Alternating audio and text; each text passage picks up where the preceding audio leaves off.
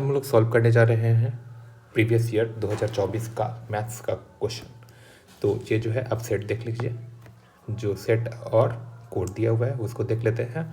उसके बाद फिर सीधे क्वेश्चन पे आते हैं, जिसमें मैं आपको इसमें हर एक क्वेश्चन बाई क्वेश्चन करके वीडियो डालूंगा, जिसमें आपको हर एक चीज़ को काफ़ी बेहतर ढंग से समझाने की कोशिश करूँगा, जिससे आप लोग अगर ऐसा क्वेश्चन आपको वापस से आता है तो आप लोग आराम से बना सकते हैं।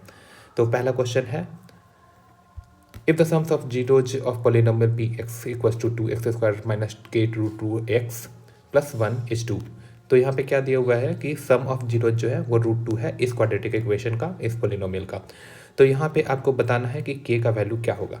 तो हम लोग कैसे वैल्यू निकालेंगे? सबसे पहले आपको अगर ये चीज़ में अगर आपको समझना है तो आपको बेहतर समझने के लिए सबसे पहले अगर एक क्वाड्रेटिक इक्वेशन है तो उसके दो जीरोज होते हैं, जिसको क्या बोलते हैं, एक को बोलते हैं अल्फ़ा और एक को बोलते हैं बीटा।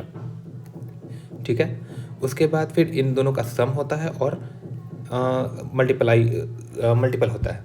तो यहाँ पे आपको सबसे पहले यह देखना है कि इसमें तीन वैल्यूज होती हैं। जो स्टैंडर्ड फॉर्म होता है पोलिनोमियल को लिखने का वो होता है px equals to ax² plus bx plus c। तो यहाँ पे ये चीज़ अगर करते हैं तो हमें a b और c का वैल्यू मिलता है। a का वैल्यू 2 है, b का वैल्यू -k√2 है और c का वैल्यू जो है वो है 1। तो यहाँ पे हमें ये a b c का वैल्यू मिला। अब अल्फ़ा बीटा का समेशन और मल्टीप्लाई, वो दोनों का जो है वैल्यूज क्या होता है, तो अल्फ़ा प्लस बीटा का वैल्यू होता है -b/a एंड अल्फ़ा और बीटा को अगर मल्टीप्लाई करते हैं तो वो होता है c/a। ठीक है, तो यहाँ पे आपको ये वाला पार्ट जो है वो दिया हुआ है।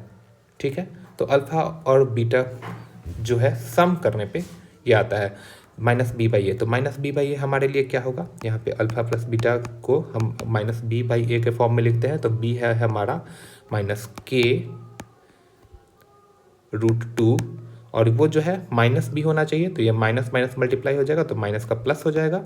और उसके बाद फिर a का वैल्यू क्या है, a का वैल्यू है 2। तो ये जो है अल्फ़ा प्लस बीटा का वैल्यू k√2/2 आया। और ये किसके बराबर होगा, आपको क्वेश्चन में दिया हुआ है √2 के बराबर होगा, तो √2 हो गया। तो यहाँ पे आपको सॉल्व करेंगे तो कैसे हो आएगा, k√2/2 इक्वल्स टू √2। ठीक है, यहाँ पे और लिख दीजिए, उसके बाद फिर यहाँ पे, और उसके बाद फिर √2 और √2 को हम लोग कैंसिल कर देंगे और फिर k जो है वो उसका वैल्यू आ जाएगा क्रॉस मल्टीप्लाई होने के बाद k बराबर 2। तो यहाँ पे जो आंसर है वो 2 हो जाएगा, पहला का आंसर 2 है। तो उम्मीद करता हूँ कि आपको समझ में आ गया हो। आप चैनल को लाइक और फॉलो करिए, जिससे आपको आगे आने वाला वीडियो आराम से मिलता रहे।